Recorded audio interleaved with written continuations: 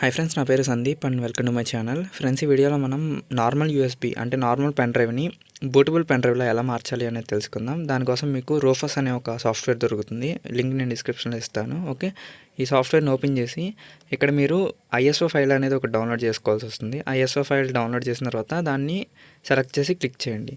Okay, ఇక్కడ partition schema MBR కానీ GPT కానీ ఉంటుంది. హెచ్డిడికి అయితే ఎంబీఆర్ అనేది సెలెక్ట్ చేయండి. ఓకే, ఇక్కడ మీరు స్టార్ట్ అనేది క్లిక్ చేయండి. ఏం వార్నింగ్స్ వచ్చినా ఎస్ ఓకే అట్లా క్లిక్ చేసేస్తూ ఉండండి. ఓకే, క్లిక్ చేసిన తర్వాత మీకు అనేది ఇక్కడ స్టార్ట్ అవుతుంది స్టేటస్ అనేది.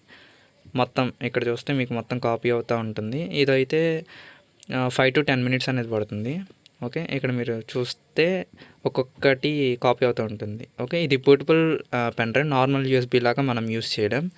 దీన్ని ఎలా నార్మల్ పెన్ డ్రైవ్లా యూస్ చేయాలి, ఎలా బూట్ చేసిన పెన్ డ్రైవ్ నార్మల్ యూఎస్బీగా చేంజ్ చేయాలి అనేది నేను ఆల్రెడీ వీడియో చేశాను. మీకు డిస్క్రిప్షన్లో లింక్ ఉంటుంది, చూడొచ్చు. ఓకే, ఇప్పుడైతే ఇది ఎల్ యుబంటు అంటే వేరే సిస్టంలో ఈ యుబంటుని యూస్ చేసి అంటే దీంతో బూట్ చేయొచ్చు.